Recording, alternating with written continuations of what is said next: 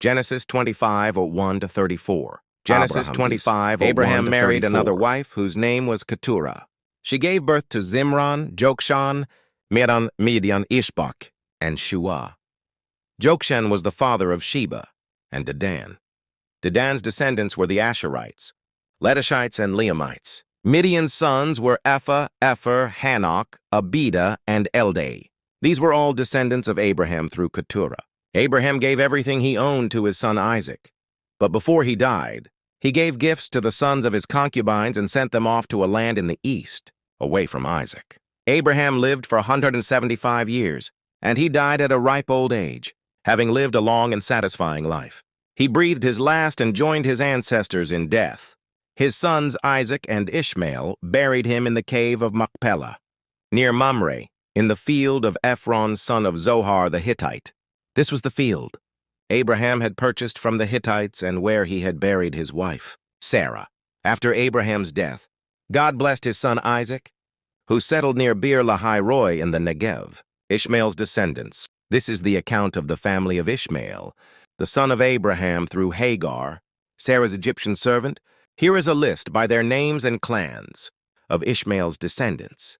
The oldest was Nebaioth, followed by Kedar, Adbeel, Mibsam, Mishma, Duma, Masahadad, Tema, Jetur, Naphish, and Kedemah. These 12 sons of Ishmael became the founders of 12 tribes named after them, listed according to the places they settled and camped. Ishmael lived for 137 years. Then he breathed his last and joined his ancestors in death. 18 Ishmael's descendants occupied the region from Havilah to Shur, which is east of Egypt in the direction of Ashur.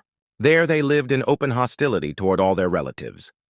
The story of Isaac. Isaac inherited everything from his father, including God's promise to make his descendants into a great nation. As a boy, Isaac did not resist as his father prepared to sacrifice him. And as a man, he gladly accepted the wife that others chose for him. Through Isaac, we learn how to let God guide our life and place his will ahead of our own. Jacob and Esau. This is the account of the family of Isaac, the son of Abraham. When Isaac was 40 years old, he married Rebekah, the daughter of Bethuel, the Aramean from Paddan Aram, and the sister of Laban the Aramean. Isaac pleaded with the Lord on behalf of his wife, because she was unable to have children. The Lord answered Isaac's prayer, and Rebekah became pregnant with twins. But the two children struggled with each other in her womb. So she went to ask the Lord about it. "Why is this happening to me?" she asked. And the Lord told her, "The sons in your womb will become two nations. From the very beginning, the two nations will be rivals. One nation will be stronger than the other. And your older son will serve your younger son." And when the time came to give birth, Rebekah discovered that she did indeed have twins. The first one was very red at birth and covered with thick hair like a fur coat, so they named him Esau. Then the other twin was born with his hand, grasping Esau's heel, so they named him Jacob. Isaac was 60 years old when the twins were born. Esau sells his birthright. As the boys grew up, Esau became a skillful hunter.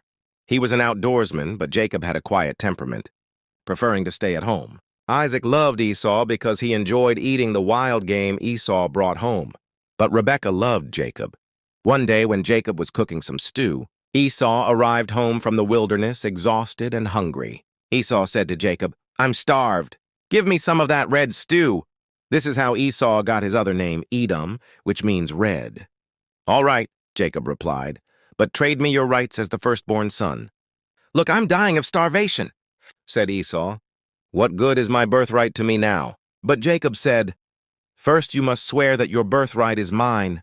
So Esau swore an oath, thereby selling all his rights as the firstborn to his brother Jacob. Then Jacob gave Esau some bread and lentil stew. Esau ate the meal, then got up and left. He showed contempt for his rights as the firstborn.